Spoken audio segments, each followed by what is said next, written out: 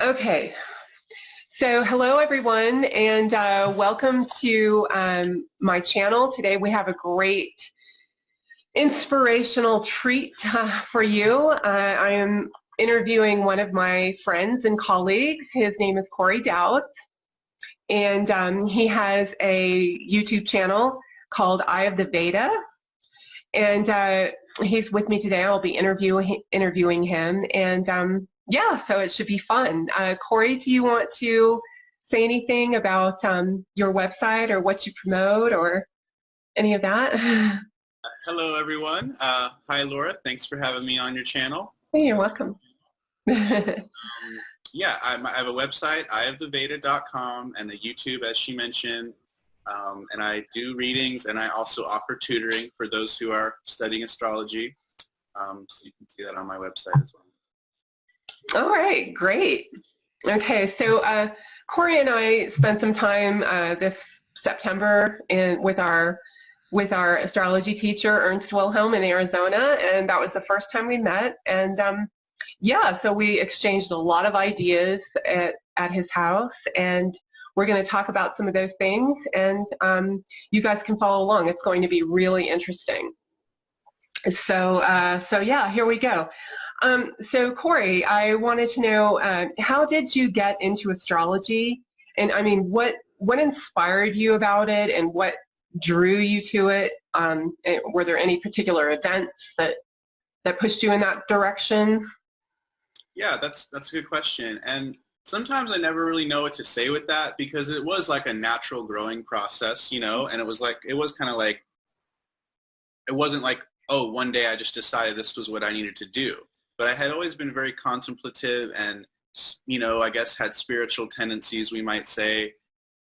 And I was always really into mythology as well, and ancient cultures and ancient history and just the past, you know, like I guess K2 was influential. And so the past was very just fascinating to me. And every ancient culture had such tremendous importance on the planets, and they were the original gods. And that was like the original sort of paradigm of philosophy and the original science, original religion, all these things. So I guess it started with just being a curious intellectual and having certain tendencies and just seeing this certain pattern coming up of, wow, I should really understand astrology. And I'd always wanted to know secrets, you know, and wanted to sort of had this curiosity about that. And I think in high school, I was actually very critical of astrology, and I would say there's not just 12 types of people. That's nonsense, you know? Yeah. And yeah, I think we all get that way, but then we realize how much there is to it, and we get very fascinated by it. And I remember I had this kind of awakening experience on my bus on the way home from school in like 9th or 10th grade. And I don't know, I was like, am I enlightened right now? What's happening? I had this funny little weird experience.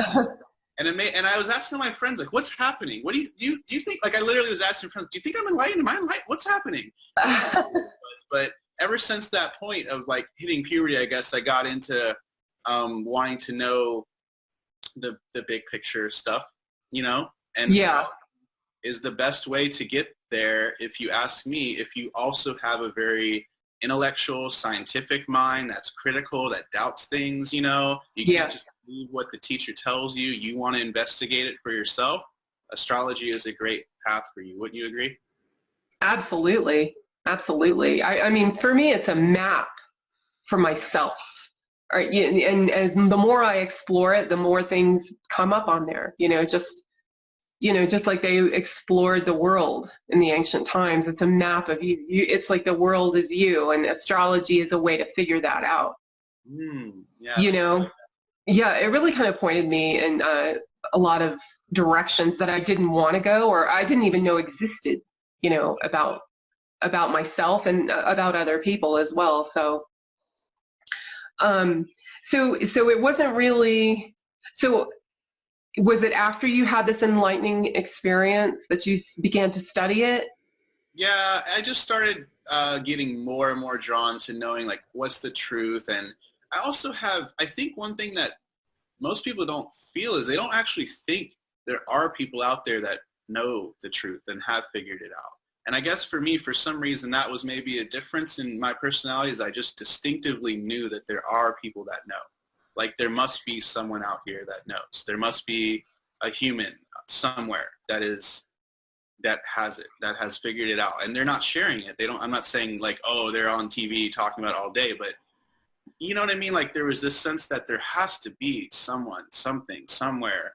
And I find that a lot of people, like my peers that I was around, maybe it was having K2 and Libra, but my peer groups, no one was just even believing, like they were just blindly believing whatever everyone else was saying. And I just could not resonate with that. So I kind of also, we might say that I didn't resonate with the culture I was born into. Being born into the Bible Belt in Charleston, South Carolina was a little too much for me. Yeah. And, initially I rebelled more than I needed to, maybe just to be like, screw you, society. And, right. you know, so I was into skateboarding, and I still am, and had very much like rebellious kind of maybe punk-like attitudes about things. And I think that was good for me though overall. And I just really wanted to think for myself. And so astrology helped me find a methodology to work in that same way. Okay. So who did you first begin studying with? Yeah, so I was into meditation, and I found this meditation group for Kriya Yoga because I had read Autobiography of a Yogi. And so then I randomly go to this meditation, and there's this guy who's now famous, Ryan Kurzak. He's a famous YouTube astrologer guy, but back then no one knew him, and he was just a quiet yogi sitting underneath a house in Asheville leading meditations. And I met him, and he told me he did astrology. I was like, wow, that's cool. I've been kind of always curious about that. And he read my chart, and he said very profound things about me that he could not have known as a stranger. So that was my first experience, was very positive, and it was like, wow, astrology does work. Maybe it was meant to be that way to get me into it. Oh yeah, definitely. So I'm just curious, what time periods were you in when you had that kind of epiphany on the writing on the bus? What Mahadasha and Dasha, do you remember? Yeah, so I was in a Jupiter Mahadasha early on in my life. And yeah, so, right. We were talking before this, that's one of my best planets. So I guess that was a lucky thing that got me into all these things early on that were actually going to support me later on. Whereas sometimes a dasha gets you into something, and then you never return to that. You know, you go to another dasha and you grow up and you just move on from that, and you stop skateboarding and never do it again or something. Right. Yeah. So the Jupiter Mahadasha was running, and it was in Jupiter Mars subdasha that I got initiated into Kriya Yoga and got into all that stuff. So it was, the Jupiter Mars subdasha when I started getting really into taking yogic meditation and Vedic astrology serious. But there were many years that passed where I was very frustrated with Vedic astrology. And so from that time, I was 19 or 20, and from 20 until 25, I was studying Vedic astrology, reading every book you could find, you know, Astrology of the Seers, you know, all those James Braha, Light on Life, all those. Back then, you didn't have the YouTube and the internet. Mm-hmm. There was basically 7 books, and they were all just copied and pasted onto the, you know what I mean? Like you would look for an article, and you would be like, wow, this is just copied and pasted from the last article I read. That was all taken. Right. No one would. So I was very, very frustrated a lot of the time, and I was actually had a nervous breakdown in the winter of 2012 that I could not find the right teacher for me, that I couldn't find that, you know, this K2 and Libra was like, no, there are people out there that know it, you know what I mean? Mm-hmm. And I need to find them. And I had this nervous breakdown, and what's fascinating is like I was praying for a teacher and all these things, and within during that time, I didn't know it, but at that time, Ryan was my teacher up to that point, and he had just found Ernst and started studying with Ernst. Oh, yeah. Dude, I don't know, but if you want to check into this whole tropical thing, like whatever, I'm still figuring this out. I don't know what to do. And I was really upset at first because I had paid him like $1,100 for his whole course and everything that I had just gone through, and it was a great course. I'm not bashing it, but then he just all of a sudden realized, oh wait, I'm wrong. Tropical's right. This thing I've been doing for 10 years was wrong. And I go, man, really? Yeah. But what's wild is that at that time, in my tropical chart, everything was explained what I was going through. It explained my nervous breakdown. It explained, like, I just begun a new dasha, Saturn dasha, but Saturn was exalted in the 8th at that time. And you know that parashara technique where you look at the transit when the dasha starts? And everything? Yeah. Mm-hmm. Yeah. Or you cast a chart for the day it starts, the moment it starts. Yeah. Yeah, so I actually didn't even know until later, but Ryan, and my life was just falling apart. It was so wild. When my Saturn dasha first started that winter and that spring, my life started falling apart dramatically. And I was like, this doesn't make sense. I should be in Jupiter dasha. Everything should just be going the course. And Ryan didn't know anything about my life. And he just emails me and he's like, Corey, you really need to do some Saturn mantras. Do them this Saturday at dawn. Start now. Like, you know what I mean? And he's like, we had that yogic, relationship. So it wasn't like he was telling me what to do. I was like, oh yes, please. You have no idea. My life's falling apart. And so I started doing them. And within that 40 days, for whatever reason, one night I just wake up and I'm like, I need to finally start studying Ernst's stuff. And I start taking his courses and it all just starts falling into place. And I went from, like my losing my house, losing my car breaking down, ending a terrible relationship, all these terrible things. And then within that 4-day period, I was in an amazing, perfect place with a new car, new home, everything. Wow. Wow. So I don't actually, I'm not just saying everyone should go do Saturn mantras. You should look at the chart, you should look at everything else. Yeah. That was a magical experience in my life, I have to say. And you just say in 40 days that happened. In just 40 days, it went from a girlfriend that was cheating on me, that I didn't know about, a car that broke down, lost my house, and all of Oh my God. That relationship, which was for the best, became super happy. All these amazing things happened and unfolded. And yeah, I mean, I was very into the mantra too. I would do it more than once a day. I would walk around a graveyard doing it. Very Saturnian. So you have Saturn in Scorpio. Oh, well, that would be sidereally, but I have it in Sag. Oh, okay, right. Okay, yeah, you're that, yeah. Okay, so yeah, that's an incredible story. That was a fascinating experience, I must say. Yeah, it really sounds like it. It just all hit you at once. And everything. So from that point on. Oh, and what was funny was that spring. Yeah, so that spring I just buried my stuff into Ernst's material and really only took 3 courses, but they were just the basics, just over and over, and just unlearned everything I thought I knew, which I highly recommend to people if you're watching this. There's that story in India. You go to the sitar player. He's like, oh, you never played sitar. He's like, okay, I'll charge you 5 rupees a day. Another guy comes an hour later and he's like, oh, I've been playing sitar for a year. He charges him 50 rupees a day because he's like, I have to make you unlearn everything you think you knew. You know what I mean? Oh, yeah. So I had that experience with astrology. All those books, they're not bad, but they weren't for me. I needed the really scientific stuff or whatever. Mm-hmm. So, yeah. Yeah, Ernst is definitely that, the scientific part of it. So, okay, yeah, that's great. Thank you for sharing that. That's actually, I'm thinking a lot about that. Okay, so next question is, do you currently study any type of esoteric methods, and how did you arrive at that? How did you come to that? What about kind of the metaphysical, esoteric side of life drew you? I know you were talking, you kind of answered that a little bit, that you said you kind of had an epiphany or a realization. Mm-hmm. And then yeah, so Laura, when you say occult things, I don't know what we're going into there, but I want to say a funny experience for the viewers. Okay. So this is just what it reminds me of. So when me and Laura were hanging out, we took a hike with Ernst and everybody, and we're hiking. Yeah. And so then, and randomly you're like, okay, so where's your K2 at? Because that's what we were talking about. And I was like, yeah, my K2's in the 8th house in Libra. And it's like, oh, cool, da-da-da. 5 seconds later, you're like, so there's this crazy thing going on with the Denver airport, all this stuff. And we basically start talking about secret, what you would call conspiracy stuff. Yeah.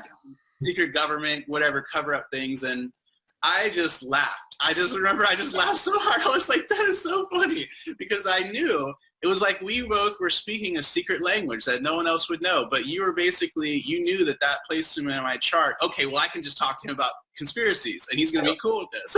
Right, right, right. I just knew that. Knew that, and right away, and I was like, oh, yeah, cool. I actually am down to talk about this. Let's talk about it. And so I am interested in those things, and when I was young, that was a part of my thinking for myself, being my own individual was, YouTube was just starting. Back then in like 2008, some of the only videos on YouTube were all conspiracy stuff, Mm-hmm. got big. And Yeah. I would watch all these videos like Project Camelot or all these things, and it was fascinating stuff. And so at the moment right now, I am not really practicing any other occult systems or things, but I have practiced sacred geometry in the past, and I've studied that and taken workshops on that, and I've taken some what we might call mystery school. Oh, yeah. Yeah. That's cool. So I'm into all of that, but at the present moment, I'm not like practicing anything like that. Is that kind of what you were asking? Yeah. Do you meditate every day, or? Yeah. I do meditate every day, and I do Kriya Pranayam. Like I was initiating the Kriya Yoga back then, so I can do that every day for 30 minutes a day at least, and I find that really helps. If I'm sick or whatever, I don't. But yeah, just in general, every day. And that's just right for me and right for my chart. I'm not telling other people what they should do, Right. Yep. And I do study Sanskrit as well. I guess that could be counted sort of as a Vedanga. And I do Ayurveda, and I do some Hatha Yoga as well. Because good. Yeah. I'm sort of a Vata nature, and I want to keep my body strong. Mm-hmm. And the main, I guess, philosophy or like teachers that I'm really into would be Meher Baba, who's not actually that well known. You'd be surprised. In India and South India and like Pune and Central India, he's very well known. But I'm really into him, and he doesn't say you have to do any particular thing except just be honest and love God, basically. Oh, wow. Don't be a hypocrite, no matter what. He's like, the worst thing is just to be a hypocrite. You know what I mean? That's great advice. Right? Yeah. Be what you are. Just be who you are. Yeah. You know what I mean? And that's what God wanted you to be, or you wouldn't be that way. You know what I mean? Mm-hmm. And I think personally from counseling, like, I have Rahu with Mars, this pushy, forceful, like I've got to train, I've got to work on this energy. But deep down, it's just that Venus kind of K2 Libra for me at the end of the day. And I just feel like it's very, very, with counseling, you can tell people what to do all day long, but you're not healing them. You're just telling them what to do. And right. You know what to do. And the real healing comes through acceptance, Mm-hmm. And learning to love ourselves more and accept ourselves more is in my opinion, what a counselor needs to focus on. And Meher Baba is really in line with that. So I like him. Oh, good. Do you feel that, you were saying you do the Kriya Pranayam, and also, you follow his teachings. Do you think this has changed your personality in any fundamental way, or changed you in any way? I mean, do you, all of us have certain dark urges, I guess you could say. And neuroses, neurotic tendencies, and what they call schizoid tendencies, where we're divided, where we've got two people inside of us. And did that kind of, what you've been doing, did that kind of meld those together and make you more whole, do you feel? Or do you feel you're like, it's still a path you're walking, trying to do that? Well, I used to have a lot of that, like, I used to have trouble with even when it comes to yoga, because it's like even just different teachers. One will say, do self-inquiry. One will say, just love God. What do I do? And you're like, one day you're reading this book and the other day you're reading that book. And you're like, So in a tremendous, profound way, like the last 8 months of my life have been the best months of my life. I have to just be honest and admit that. And in April, like I did kind of just like go to the Meher Baba Spiritual Center and just sort of like surrendered in a sense. I'm just like, I don't know. Like I can't control my life anymore. I can't do it on my own. I cannot make my life better. Some higher power, please make it help me. You know what I mean? Yeah. And I do feel like it's like there's this need, like spirituality in a sense is getting rid of the ego. So self-effacement, the more you just efface yourself, the more you just let go of yourself, the more you just bow down and just surrender. And it's very hard in the Western world for us to do that, how we've been kind of trained. And I'm not saying that everyone needs that either, Yeah. and there are different people there are some who've done that too much, and you might come to me for a reading and you might have done that too much, and you might have Rahu and a Jiva nakshatra in a fire sign, and you need, or a right. earth sign, you step up and fight and be more rational and think for yourself. But for me, that was just like, I already have a lot of intellect and stuff going, and at that time, I'll just say that basically, like all my psychological shadow and everything, I just feel like I can accept myself now. You know what I mean? Like that's wonderful. Yeah. And so it's kind of just okay, whatever else happens in my life. Wow, that's great. Yeah, really. I don't want to talk about myself too much, so I feel like I'm talking. I don't know. Well, I am interviewing you. Okay, yeah. You're the star right now. Okay. Okay. So the next question is astrological. Did you start out with a favorite technique in astrology, and did that evolve to something else, or has it stayed the same? And what is that? Yeah, and me and Laura can kind of relate in a lot of ways. When we were hanging out in September, we both read charts very similarly, and the main thing that I think made me a great reader was understanding understanding the Gemini system as Ernst kind of figured it out, and because I know there's different ways people do it.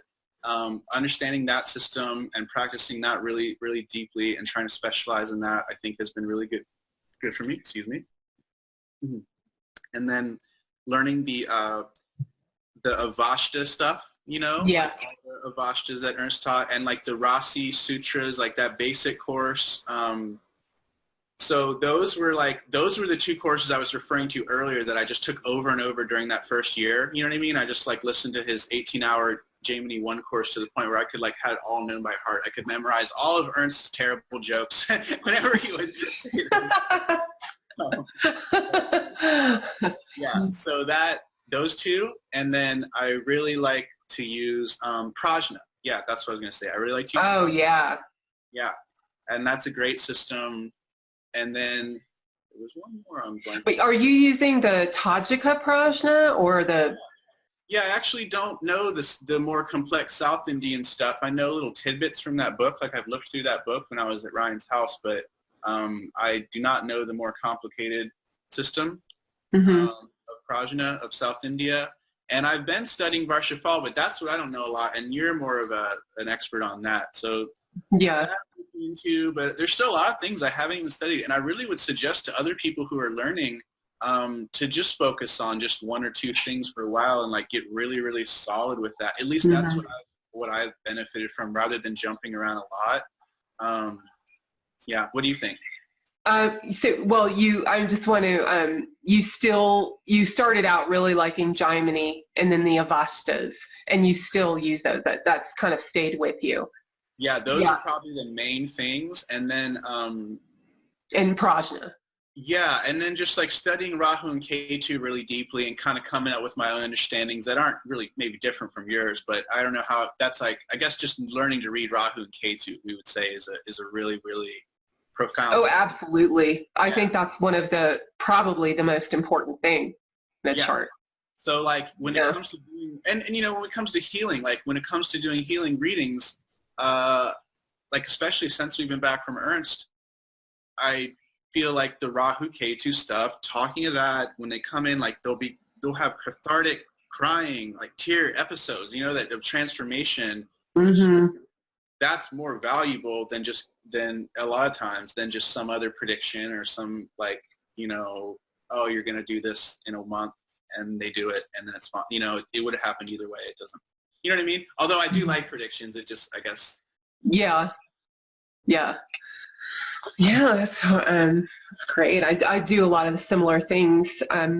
You know, prajna, tajika prajna. If you know tajika prajna, it's not that much of a leap to learn the Varshafal or the tajika for the solar return chart. It's pretty much the same thing. It's got all the yogas and everything. So Yeah, mine's looking pretty good this year. So it wasn't as good last year, so I was studying it. I was a little discouraged, and I finished the first Ernst class, and I was like, oh, I'll go to something else. And this year it's good, so I might want to study it more. yeah, there you go. Yeah, it's a great system. One of my favorites. Um, okay, so how do you think astrology helps people in a general sense? Yeah, that's a really good question. And, you know, someone brought that up while we were hanging out in September. Yeah, yeah. Um, you know, that's something that maybe we should ask ourselves, like, is this really helping? And, you know, if it's not, don't do it, right? And Right. there definitely are times when I have, like, thought too much about astrology or overthought it or Mm-hmm.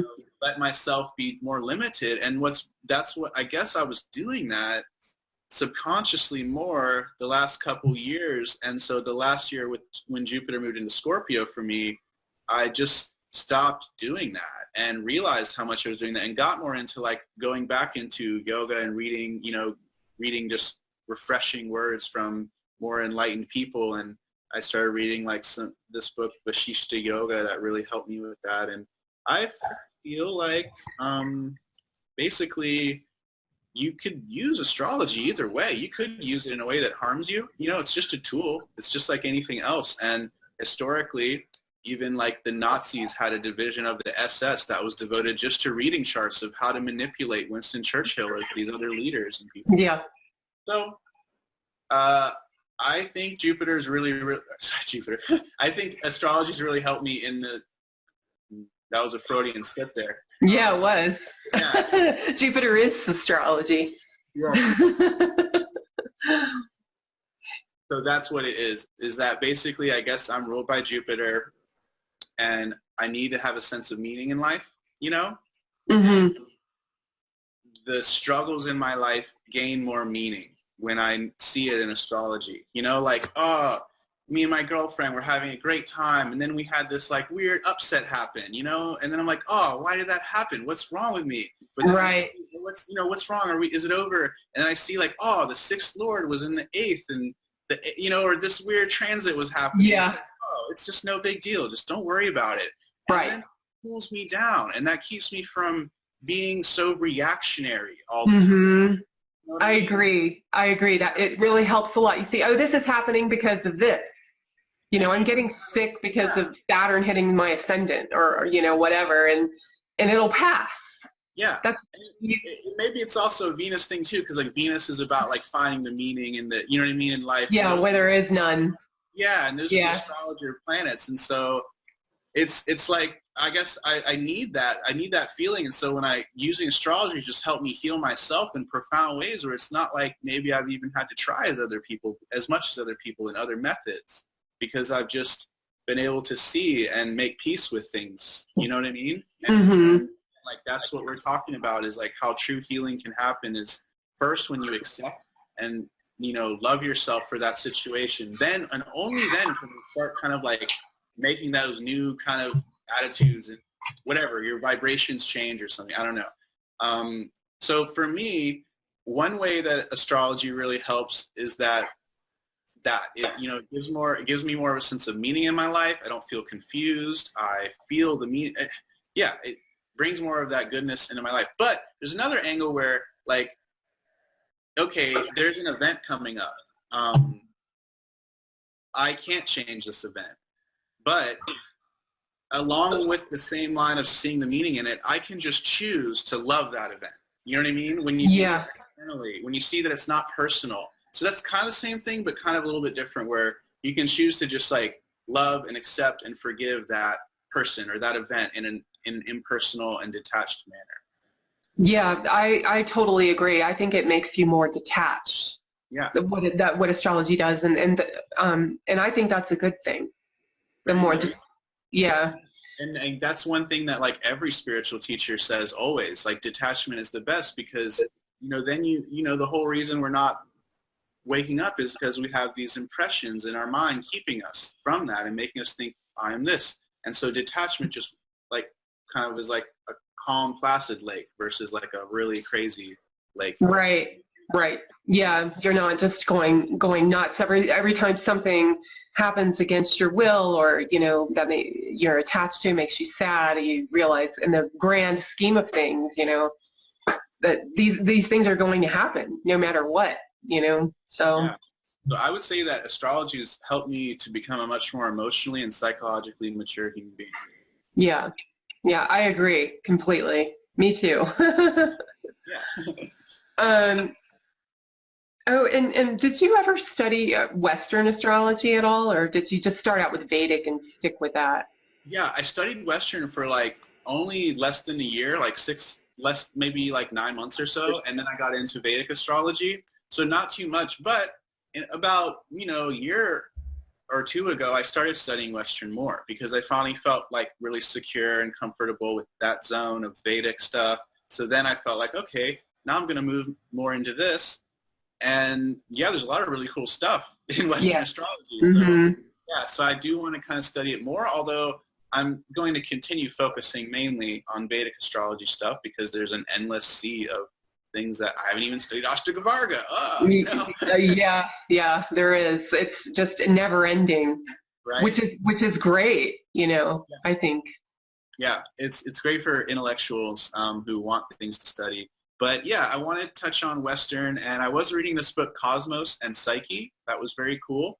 And it was about a Western academic who had gone through and looked at like all the French Revolution, the American Revolution, all these things, and looked at the outer planets and their transits, you know what I mean? And connected. And he was like, wow, like Uranus Saturn conjunct here made this, and then later it had this hippie revolution, and that, you know what I mean, or all these little transits and things. And that book's been fascinating me lately. But, I find that just my opinion that Western astrologers make great world predictions, better, in my opinion. They can make some great predictions. And John Frawley is really good. Have you heard about him? Who? John Frawley. John Frawley. No. Yeah, been hearing a couple. But like the whole. Okay, so when you look at the outer planets and certain, Ernst links the outer planets with Rahu and Ketu, and that they're planets of consciousness, and that they move so slowly that certain people incarnate when Pluto's in Virgo or Pluto's in Scorpio, things like that, and it's kind of a theme that these souls all incarnate on Earth, and they have these like he links Uranus, Neptune, and Pluto to Brahma, Vishnu, and Shiva. Oh yeah, right, yeah. And how they represent these themes in our lives, and they don't show concrete events. They show like the inner turmoils going on within a person, and he links them to Rahu and Ketu. And what I find interesting is that a lot of these Western astrologers that make really good world predictions is because they link them to the nakshatras, actually. So they're kind of, marrying both, because nakshatras show consciousness. That's what is showing the flow of consciousness, because it's linked to the moon. And so the outer planets will change nakshatras much more quickly. And even within the padas of nakshatras, they'll change much more quickly. Oh, that's wild. Yeah, so that's what kind of, Pluto, it takes like 10 years to go through a sign, but if it doesn't, it's going to take a lot less, 5 years or so. So it's going to show some trends and some what we're channeling consciously on Earth, Cool. So. Yeah, I haven't heard that idea about the nakshatra padas. That's really interesting. Yeah, because that's our consciousness and what's beyond what's beyond the planets and just, events happening, which they do show up, but the outer planets are like the trend or the world consciousness behind it. Right now we're really going through some, intense stuff on the world stage, and and it's Uranus is about to move back into Taurus, and you've got Pluto with K2 and Capricorn, and kind of just to segue into that, how do you feel that's affecting people and things? This K2 Saturn conjunction in Capricorn, which is, according to Gemini, a pretty difficult sign. And then you have Pluto there on top of it. So, the Capricorn is like it's a very karmically linked sign. It's the 10th sign of the zodiac, and it's a very fated sign. Right. So I just kind of wanted to get your opinion about that. If you thought that had any. Yeah. I want to step back though, and one thing I want to say that I think is so cool about that outer planets idea. I also really agree that the main difference I have between Westerners is that they don't have as many things as us, so they're letting the outer planets do so many things. You know what I mean? Because they don't have the other tools that we Vedic astrologers would have in our toolkit. Right. What I love about what Ernst was saying is like the beauty of like the classical astrology system of like the lights, like those lights in the sky, Venus, Saturn, you know what I mean? They can see you and you can see them. So you're in an intimate relationship with them.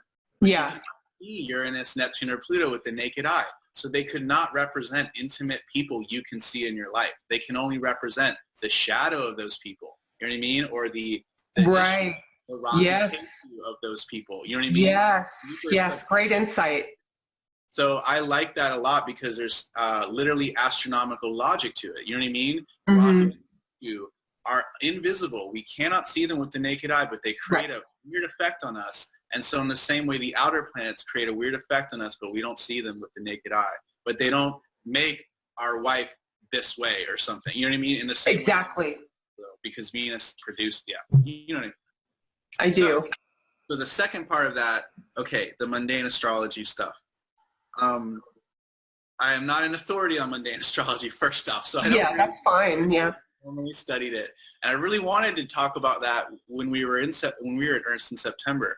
But what I do think is that, okay, Uranus and Taurus is very interesting because the food thing is finally changing. You know what I mean? Like food finally is like, it's normal to have organic food finally. You know what I mean? It's normal to have like Taurus being the sign of our needs. And it does seem like there has been a long time of people like, like me or you or all the people watching this who are more alternative, who are like, why don't we have why aren't we getting our needs fulfilled in the Taurus way? And it seems like that is finally starting to happen more, like everywhere I go in Target or this or that, there's like, there's a little bit of a higher quality of Taurus going on, or there's more innovation with Taurus. Right. Making food trucks or this or that, So that's one thing I see relating to the Uranus Taurus. When I think about Capricorn and Saturn and K2, I think about how the world is so dominated by fear right now. Like everyone is just so fear-based about Trump or Russia or China or like, you know what I mean, or North Korea. It's like just so obvious the Rahu in Cancer is what needs to, you know what I mean? Like just calm down. Just check in with your emotions. Is it really about that news story? Are you really worked up about Trump, or is it something deeper? You know what I mean? That's basically what I'm finding a lot of the time right now, is that people are choosing a little issue to project a much deeper subconscious emotional issue upon. Yes, very much so. And Capricorn is a very psychological sign. Everything he talks about Capricorn is psychological. Aquatic animals, demons flying through the air, all of those things, and I was going to add, the Saturn is our mortality. Saturn is fear anyway. Saturn is the fear of our mortality, our death. And, maybe on a subconscious level, people are really feeling, yeah, I know I am, but having a fear of death, you know, and that we're just mortals and we could all just disappear in a second, especially now with all of this, the drone technology and everything, you know. Yeah. I think people are feeling that, you know, they're feeling we could be destroyed. Yeah, like that. I love Jamie describes Capricorn as things flying in the air, because Yeah. that sense of things looming over you. You know what I mean? Like Right. that to me is Capricorn. They have like the sense of something looming over them, like even, you know, Capricorn people. And so, yeah, you can just feel that in the air, you know, like the political climate, like everyone's just like really kind of on edge. And honestly, Capricorn is a really big sign of like just survival and economic things. So, I mean, truly, there could be some serious economic issues that a lot of countries face in the next like year. And I know that I agree. Yeah, there's like that certain point where Jupiter is going to enter and be debilitated, right? And Saturn and K2 and Jupiter will all Good be point. right. And isn't there going to be an eclipse there? Yep. Yeah. There's the time. There's the time in 2019. I think it's in May, or I can't remember exactly, but it's when Saturn and Pluto are conjoined in the same degree, and I think it's like 21 or 22 degrees of Capricorn. There, I think there's going to be some type of financial crisis. Yeah. And you know, yeah, we are building up to that, you know. On a non-mundane level, on a personal level, it's interesting because I was talking about this in a video I did yesterday or a few days ago. The Saturn, when a person has a strong Saturn, and when Saturn is really prominent in their chart, they're very aware of their mortality, obviously, but they're very concentrated on keeping healthy and staying, you know, everything is gone except their body and their health and how strong they are and how their ability to survive, which is Saturn. It's our ability to withstand anything, any loss, right? Yeah. So, and there's this yoga in Vedic astrology where if you have Saturn and K2 in Capricorn, which they're in right now, in the ascendant, then you're usually born extremely beautiful. And which is odd because you wouldn't think that. You would think, oh, Saturn in the ascendant, K2 in the ascendant, you're this like top model, you know, like Victoria's Secret or something. Yeah. And it's because they've built their last life, that K2 with Saturn, they are really concentrated on keeping themselves in shape, keeping themselves healthy. And, you know, beauty is really health. Yeah. You know, that's what it is. And so, the Saturn is our body and our health. So we were really concentrated on people with K2 Saturn, you know, in their charts, they were really concentrated on their health and staying alive. You know, like your mentality was like, all I have to do is stay alive, you know, and just get through whatever comes at me because, you know, life around me sucks. And then when it's in Capricorn, it's in the feminine sign. So I just thought that was kind of interesting. He was talking. Amazing. It's a really cool insight. And Rahu in the 7th in Cancer could make them like magnetic with their femininity. You know what I mean? Right. Right. Just like Rahu with the moon. Right. Yeah. Yeah, that's what I was getting at. Like Paris, certain people who they aren't even that feminine, but they have that magnetism of like Rahu. Oh, definitely. I think Paris Hilton is very feminine, like way too feminine. She's Venus with K2, so she is feminine. I should have. I mean, she's just mixed up, I guess. Or like it's just complicated with that. I don't find her attractive really. I feel like she looks like a 12-year-old boy, to be honest. Yeah. But yeah, she does have K2 with Venus, so I don't know. Maybe that has to do with it as well. Anyways, though, back to the economy thing. So I really think that, yeah, you're right, and I think that eclipse time, like when that eclipse happens, you know, and I think that with Saturn K2, that when Jupiter moves in there and is debilitated, and with Pluto, there's going to be some serious mundane effects, mundane changes. scary, mundane things happening probably, but at the same time, if Rahu's in Cancer, then that's pointing that, like, check with how you feel. That would probably be the way to get out of it. And so it might be that some of these people who are like doomsdayers, who are obsessively preparing all the time, they might be the ones who somehow get screwed in some funny fate karmic way, because, you know, if K2's with Saturn and Capricorn, it's almost saying you're too focused on this. You know what I mean? Right. Time to go to the beach and just hang Exactly. out in Cancer. And so maybe the people who just go to the beach that day, they don't get blown up. You know what I mean? But they're hiding out of this bunker, something hits him. Who knows? But we don't know everything either. That's part of it. But right. That's interesting. Yeah, it's so interesting. I think that that eclipse is probably a good time to have, you know, extra 2 weeks worth of food and stuff on hand, maybe. Yeah, definitely. And it's something we can see ahead of time, so that's good to know. Okay, so do you ever recommend any poojas or remedies, or when you're dealing with clients, if you see something in the chart that is affecting them negatively, what kind of things do you recommend, or do you try to talk them through it psychologically, or try to present a new outlook? I always like to really just treat it based on, like, the client and their chart in general.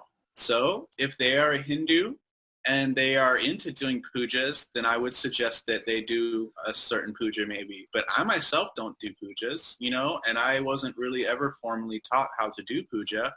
And I've done my own informal worship and things, but, like, I was taught, you know, by Ryan, who was taught by Roy in Kriya Yoga, which was just meditate, just go to the goal. Don't worry about the flowers and the colorful smells and things on the way. Yeah. You know? And so usually the clients that I attract are people that need that same advice, because you tend to attract people who, what they say in India is you wouldn't read for someone if you didn't have the karma that you're meant to. You know what I mean? Right. So it all depends on the chart. And so I like to look at the strongest planets, and especially in the Rashi chart, in the D30 chart. And those planets, if they're strong in both of those charts, even better if it's in the D60, then I will treat it, formulate a therapy or remedy that's based on that. So maybe if it's really strong Venus, I'll be really trying to get them to eat a lot more probiotics, and I will get them into massage therapy, like go and get a massage. Then say it's like Saturn that's afflicted, but Venus is the strongest planet, then I'll tell them to use the Venusian therapy, but then use sesame oil, which is the best for Saturn, or Vata issues. You know what I mean? Oh, yeah. Yeah. You know what I mean? And then I'll cater it. So, like, color therapy is what you need, and you need more dark colors maybe, or like whatever it is. And like I said, I had a profound experience with mantra. So if I see that you also have good Jupiter and Mercury things going on, in the fifth house that might support that, then I'll be like, yeah, do these mantras and get into it and go deep. And what's funny is that I actually still doubt whether mantras will work constantly because of my Mercury starving my Jupiter. So I kind of don't know a lot of times, and it's this matter of faith where I just, like, decide in my mind I'm doing this, and it's like, I don't know. It's something about it. To me, it overrides my subconscious. Yeah. Well, mantras work great. You have Moon in Cancer, right? In the fifth? Yeah. Yeah, you've got a great mantra karma. So that worked for me. And so if I see that as well, I'll recommend that to other people. And it's profound. I always know when the person hasn't done the mantra practice, because they didn't write me back telling me how profound of a 40-day experience, how much their life's changed, how dramatically it is. That's why I always know they haven't done it. Like, for example, last year around this time, I did a reading for a woman who was like, just everything sucks in my life. Like, I feel so hopeless. Everything's the worst. My boyfriend just dumped me after I put all this energy into him, and then he moved on. Now he's like rich and famous, and I'm just like, I hate everyone. I'm so mad at life. And the reading initially, I guess I did the reading wrong or something, because I came away from it you know, like sometimes people just don't want to know what they should do. They want to just be accepted and healed somehow. You know what I mean? And maybe I wasn't doing enough of that at the time. Anyway, so she wasn't happy with the reading, and that was one of the only times that happened. So then it really rubbed me the wrong, or it upset me, and I was like losing sleep at night. And then I woke up and I was like, oh, she just needs to do the Saturn mantra. Like, you know what I mean? She just needs to do this practice. And I looked back at her and was like, oh, this does all make sense. And I recommended it to her. And, you know, I told her very specific instructions about this or that, because she was in India. So you can't ever tell anyone what you're doing in India, or they'll be like, oh, you didn't do it on the right day, or you didn't fast before doing it, or you didn't. That'll mess with your subconscious and throw it out. You know what I mean? And you'll Yeah. So I instructed all this to her, and she wrote me back 45 days later being like, just so you know, like, I've got a new job. I moved to a new place. That's amazing. Like, it's working out for me. I'm making more money than ever. I'm really happy. And I'm just wanting to know, should I just keep doing these mantras? You know what I mean? She was like, what should I do? So that was like, wow, yes. You know what I mean? Another person I might give a totally opposite thing. Actually, there was another guy who I haven't wrote him back yet, but he's way too into doing all these little poojas and mantras. And he's done he's like, oh, I do like 1,000 every day. And I'm like, oh man, you just think you're, you know, some people get into mantra and they're like, it's just like this empty mechanical rote thing happening. And the process happening. You're just like a monkey. And that's not good for you. Do you, when you recommend mantras, do you recommend it for the Mahadasha Lord, or just whatever planet you see is hurting or starving, or I mean, how do you? So the planet that's the most hurt and in a bad state, but then also Mercury and Jupiter in the fifth house, the mantra stuff's good, then I would say mantra as a therapy is good, and then we would do the mantra for that weak planet, for that really hurt planet. You know what I mean? Mm-hmm. And that, you know, I don't know, like I don't actually have a formal set of rules. I guess I just kind of intuitively decide. Right. Yeah, which is probably the best way. Yeah. I think so. Yeah, maybe so. And then it really works. And so like then there was another person this summer who I gave her a mantra. I told her to do it. She sat with me in our meditation room. We did it and everything. I was like, do it 4 days, blah, blah, blah, all this stuff. And then never heard back from her. And I was like, So like 2 months later, I was like, how did that mantra go? And she was like, oh, I didn't know how to do that mantra. I thought it was just a one-day thing. Like, I know. That's why, and it's because she was writing like, I'm having these problems. Like, that's why you're having the problems. You didn't do it. You know? Yeah. Whatever reason that happened, it must not have been meant to be or something. But, you know, then for another person, I might focus entirely on the psychological healing. You know, another person, it might just be all attitude adjustment, behavioral shifts, like anything you would hear in a normal psychologist's office. So it just all depends. But that's what's so cool and what's so fun about being a Vedic astrologer, right? Yeah. You just kind of intuitively you'll usually find the right answer about what helps them. Yeah. Personally, mantras work really well for me. Oh, cool. I love mantras, and I do planetary mantras, but I also do bija mantras, or the, you know, like Shreem or Kleem, or they work very well, I've found. So I've had a very good practice with both of those you mentioned. Yeah. Really, yeah. Do you ever find that, like, if you kind of forget to get back to clients if they email you, sometimes you like, okay, I've got the greatest answer, and then like all this other stuff happens and you forget to get back to them? Has that ever happened to you?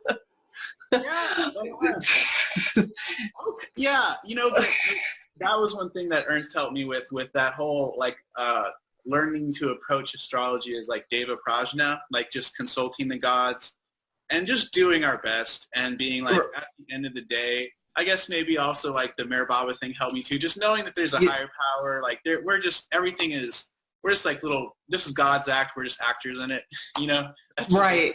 In the South, you go to church. Yeah, everything's perfect. Everything is happening as it should. And yeah.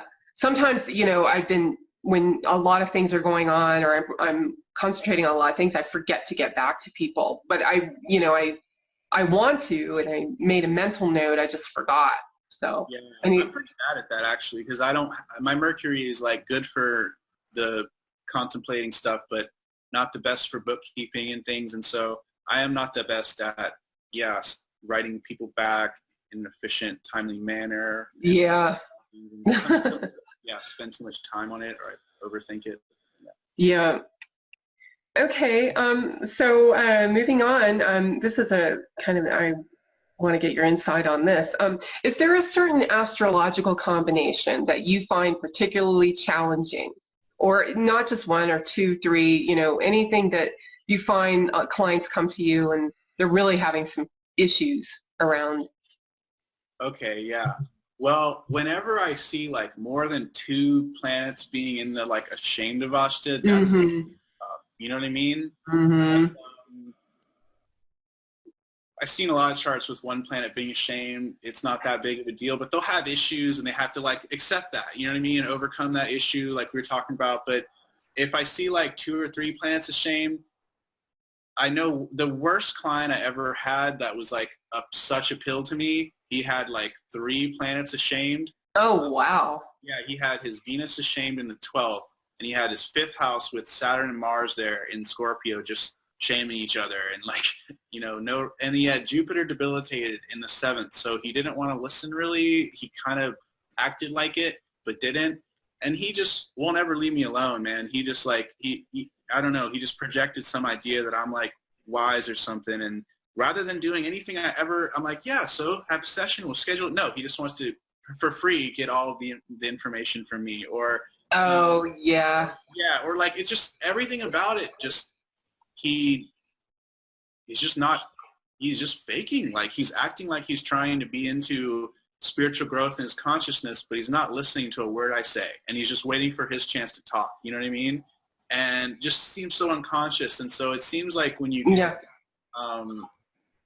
2 or 3 shamed planets, you have a lot of subconscious stuff you're not even aware of, maybe. You know what I mean? That's just running around. And if the rest of the chart is really strong, you probably handle it. But if the rest of the chart's a mess, you know, which it kind of was, there's nothing else really saving it. And so he's a successful person, I guess, in life and all, but I don't know. That's a really tough placement. Yes, it is. The Gemini will show you if there's, you know, if you're going to be successful, if you're going to, it shows those concrete things. But then, you know, your psychology is definitely shown by the avastas, and that's really good that you do both of those. Yeah, exactly. So because Brad Pitt is has 3 planets ashamed, I think. 2 or 3, I can't remember, and look how successful he is. So, yeah. And your video was amazing about Brad Pitt and talking about all that stuff. And you know, after you made that video, I went back and I looked Jennifer Aniston's chart has the shame too. So that's fascinating. Yep. She would like match up for that karma. You know, that their karma would match up in that way. And so that's Angelina too. Angelina has her moon shamed. Oh wow. Huh. I'm pretty sure she has.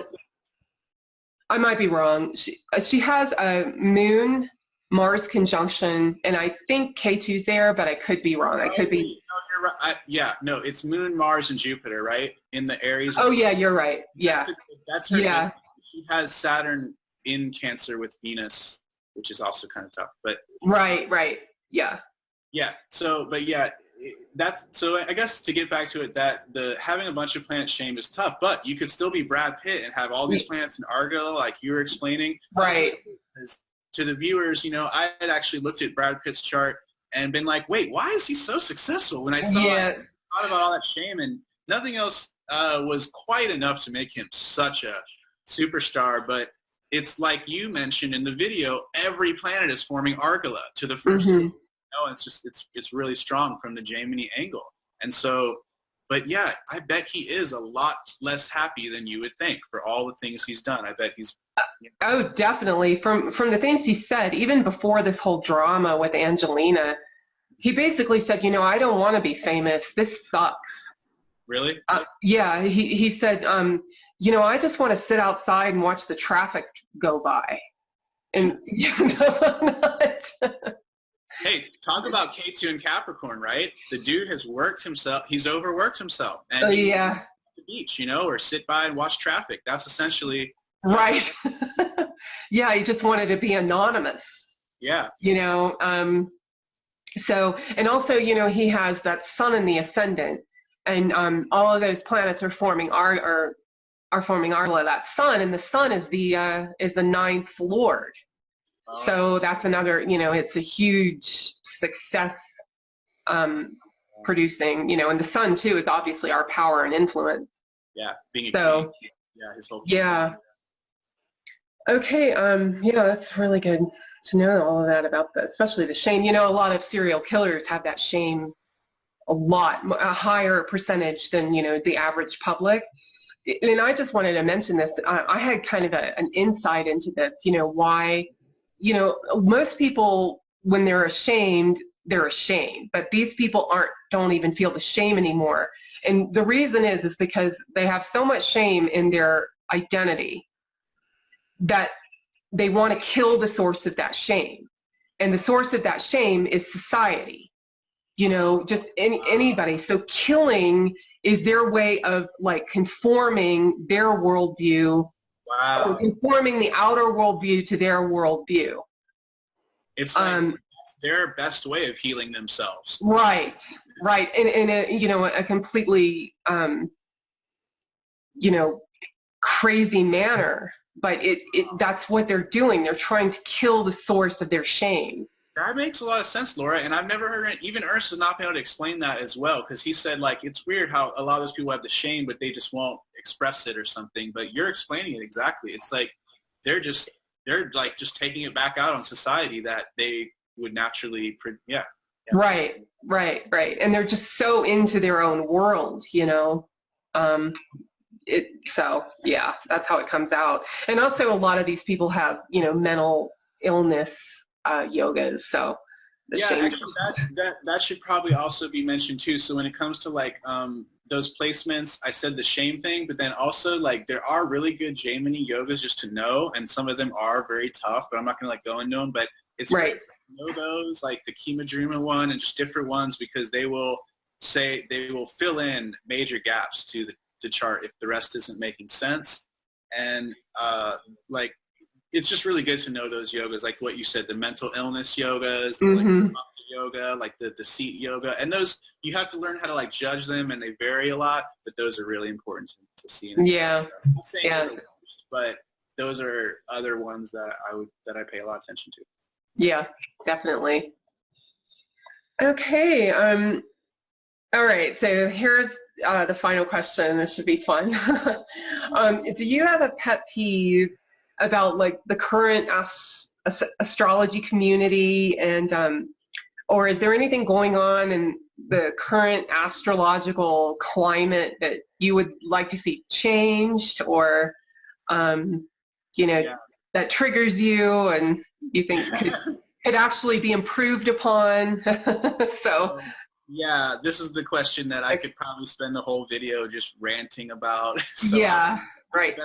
Have a good Rahu Mars and control myself here. But first off, stop trying to prove anything with 3 examples or 4 examples. You know what I mean? Like when you're going to, like we were talking about that in September, when you're going to teach something, you know, if you're going to try to be scientific, you can't prove anything with 3 or 4 charts. Sorry. You know what I mean? Like do more than 1 video if you want to. Be thorough, be academic if you are inclined, or if not, don't be the person who needs to prove it. You know, wait for another academic astrologer to come up. You just quietly, because I don't really want to prove stuff and write papers. Right. Me neither.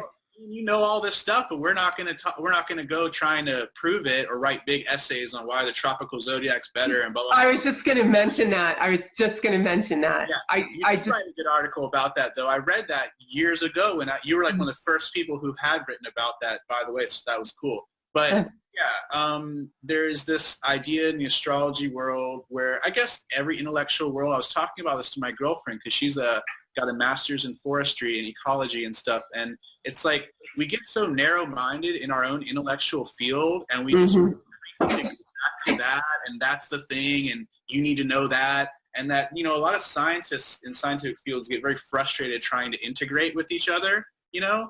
Right, yeah. Yeah. We see that in our field. So that's tough, but I think the more you develop as a person, just try to be a good person and try to apply what you know you need to do in your chart and maybe some spirituality, then you'll be fine, you know? But then there's, then I want to say the other thing that really kind of aggravates me is like the fact that there isn't really any like this new thing with YouTube astrology. You know what I mean? Mm-hmm. There are people that, there are older astrologers like, you know, like Karen White, who was on your channel. Just because she's not on YouTube, no one would even know about her. And, you know, she was like really one of the best astrologers that I talked to when we were at Ernst in September. Yeah. You know? So it's interesting how with astrology getting so much more popular, it's kind of like any other pop culture thing. And in pop culture, in my opinion, the best people aren't the most popular. Like, right. The best skateboarders were never the ones who are on TV. The best musicians are not the ones on MTV. The best musicians are not the ones you hear in an elevator when you hear elevator jazz music. You know what I mean? Mm-hmm. Yeah. You need to keep that in mind, that quality and quantity are different things. And when you're on YouTube, all YouTube wants is quantity. They're like, you know how you get those emails and they're like, oh, you haven't made a video in a week. Are you dead, dying in a ditch? They're like these little passive aggressive like digs, like you're not doing enough. You're not making enough content. You're not, you know, look at these content creators and there's all these high standards and all these things. I just laugh at that because we're not like, it'd be different if we were just entertainers, but we're not trying to be entertainers. We're trying to educate and like be bringing some goodness into the world. And that you can't put that on like, you know, think about how Jupiter is the planet bringing goodness into the world, and it's starved by Mercury and Venus, these Rajasic. Yes. Yeah, and Venus is the worldly planet. Exactly. You know? So all this worldliness and these Rajasic, like stimulation and needing new videos and new likes and shares and all this stuff is really for the birds, right? You know? Yeah. Yeah. Yeah, I agree. Yeah. And you know, you just, when you're talking about these things, like when we talk about astrology, I don't know about you, but, you know, I get a little burnout sometimes because it really takes a lot out of me, you know, to put all this out there. And then I just need to rest, you know. Right. Yeah. And yeah, so basically this April, I stopped making videos for like 6 months because I was just like, wow, I put so much energy into this and I don't feel like I got much back from it. You know what I mean? It's been a year of doing that, and or over a year maybe. I don't know. I was just like, I'm over this, and people were just like, I don't know. I felt like I was getting just starved or just drained of what, you know. It was not reciprocal. Right.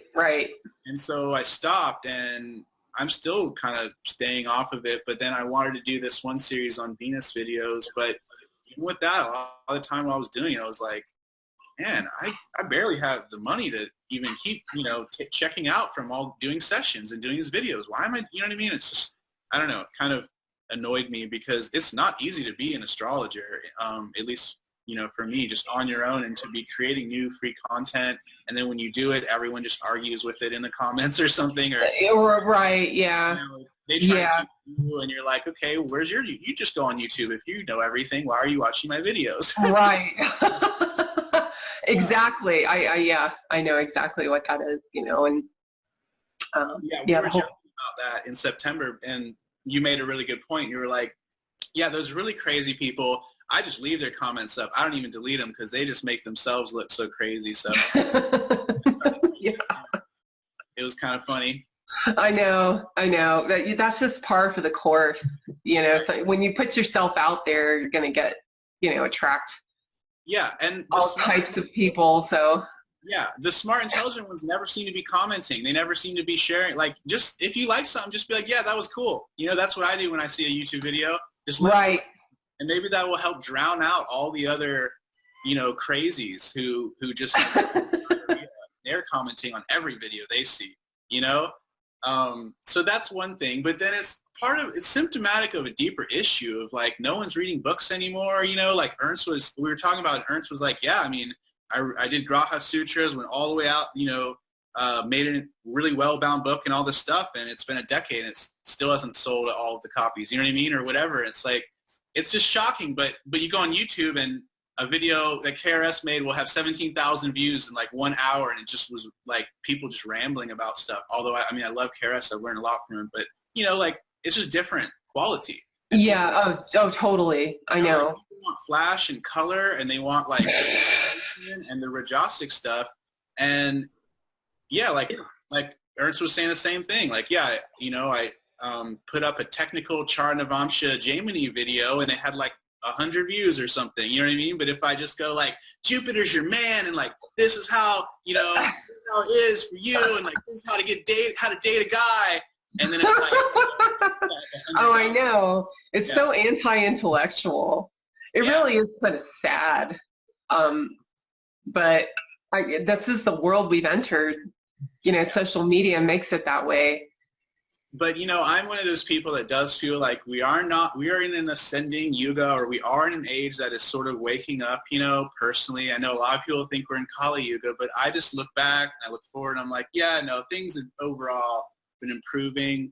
So at that point, when we're in a Satya Yuga or a Treta Yuga, like a super high stage, then the whole culture will be like able to get all this. You know what I mean? I think that's when, you know, we had these astrological cultures. Like if you want to go back into ancient times, like the Great Pyramid and the Stonehenge, and I think all those are remnants from the last time everyone in society recognized the value of this. You know what I mean? Yeah. We have a long way to go. We have like thousands upon thousands of years to go. And right. You know what I mean? Yeah. We've got a long way to go. We're in the electrical age, which makes sense. This is electricity we're using to talk, you know, right now. Right. But we haven't gone into the magnetism in those higher ages as they talk about, and that's when we'll understand the planet. Yeah. You know, actually think I think Tesla understood this. Oh yeah. But they're keeping, you know, I think that is out there, but you know, they're making money on us paying for electricity. But that's a whole other video, you know. Right. Yeah, we should do another one like that maybe. And, you know, Tesla, sorry, what were you going to say? I was just going to say, I watch this guy sometimes. He's really simple. He's actually a children's book illustrator. He's on YouTube, and his name is Hans Wilhelm. Okay. His last name is Wilhelm, just like Ernst, which is interesting. But he said that in the higher ages, what technology really is, like even us just getting on airplanes and traveling around, or, you know, getting on the iPhone and making a little movie or whatever it is, the technology is a substitute for what we could just do in our minds. Ooh, yeah. Like what we could go travel anywhere, you know, in the higher ages, even, you know, forget about just astral projection. We could make it so strong in our minds that we didn't need to go anywhere. We didn't need to fly. That's what the Vishishta Yoga says. There's just tons of stories of like, yeah, Shukra just saw this nymph and was like, couldn't find her. And one day, and he just went inside himself and found the world where she was. You know? Right, exactly. And they could make that so concrete. You know, it's there's the astral elements and the astral senses, and then there's our physical senses. And we've lost a lot of those powers with our astral senses. You know, in Western, the Western occult tradition, you know, these magicians and all that type of thing, they tell you to practice, to like lay in bed and close your eyes and practice smelling an orange and just imagine the smell. The sight is easy to do, more or less, or imagine hearing, we hear music or tasting something or touching something. Those strengthen the astral senses, so you can create a whole world where you don't even need, you know, to taste or hear all these things. And that they really emphasize that, and that's actually building our astral body. So we kind of really lost touch with that, and you know, once we get further advanced, we advance more, and you know, as a civilization, or that makes so much sense, doesn't it? Yeah, doesn't it? Like I've already said this before, how the internet to me was like the mechanical framework for us, for once we can really just get there with our mind. You know what I mean? Like to access the ether, the Akashic record, first, Yeah. no one even believes that's possible. First, we need the internet to see that, oh, like, you know what I mean? Like, there is, this isn't that much different, right? And Yeah. physical way to do it. And then maybe after time we can, yeah, who knows, probably take a while. But yeah, that's the same idea that like a lot of yogis and everyone says. So that's really cool. Yeah, yeah, very similar. Yeah. So yeah, that's all the questions I have, you know, and this has been really great, very informative. Yeah, it's been fun chatting with you, Laura. Yeah, definitely. We did talk about how you offer tutoring, right, at the beginning?